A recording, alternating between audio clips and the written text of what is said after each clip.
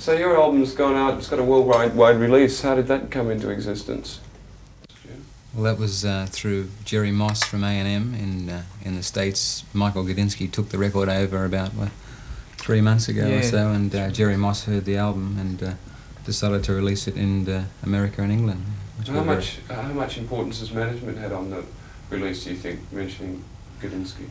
Well, I think it's had a great effect on us because it's opened up America, which we're really keen to get into. You know, it's a great advantage for us all to be able to get over there. We got the opportunity to do an album at a studio of our choice, you know, with the producer of our choice on the A&M label. So I think for a start, it's a big step and a good one. And when do you think you'll be getting there? Around June or July, late June or early July.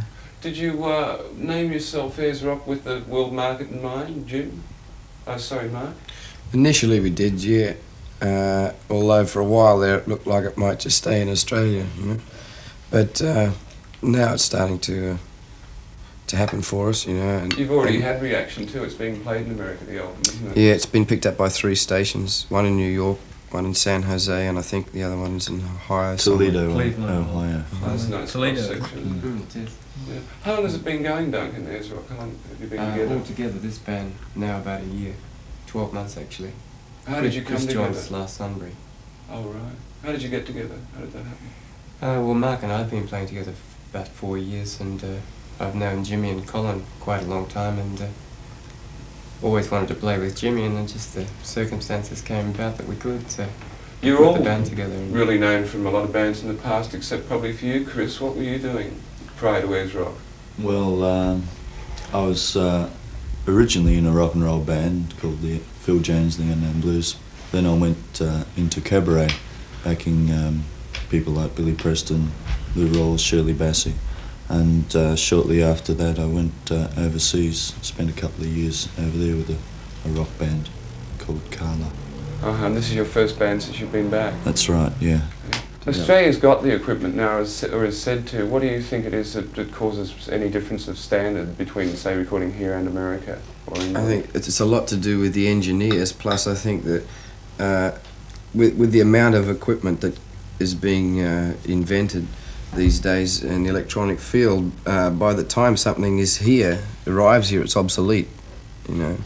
There's already been something else there, whereas there, if you're there and you want an effect, it's there when you want it, sort of thing, rather than have to wait 12 months, you know, or 2 years for it to arrive here after you've heard it a million times already, you know, from overseas on the backlash, you know. So. The engineers are a little bit fresher over there too because they work them so hard. There's only a handful of engineers over here and they're flat out all the time, you know, 24 hours a day.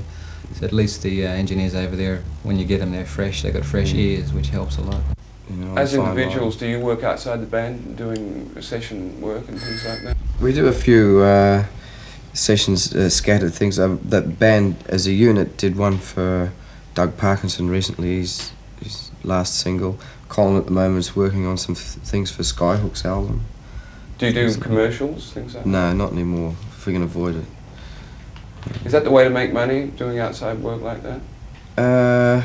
You don't make much money. No, you don't make much money from it. There's not much money in recording here. The rates are about a third or a quarter of that, you know, in the States. I think States for 3 hours you get 95 scale, $95. Here it's 26. You get residuals in quite a big America too, difference. which is a difference as well. You've all been around, you know, quite a while. You've played in a lot of bands. Does it really matter to you if you make it on an international level? Well, it'd be nice, but we're happy. The initial thing that the band came together for was we wanted to play music together, and we've been lucky so far. If the thing really takes off on an international level, we'll be very pleased, but I don't think it's going to mean the end for it. It's just icing on the cake, really. We're musicians anyway, and we've had a chance to do that here, and we've worked as a unit as musicians, and we haven't worked as an international success, so if that comes, fair enough, but we're still happy to be able to work on a scale that we are now, you know, and just enlarge on it gradually, you know. It doesn't have to escalate overnight. It's not really important.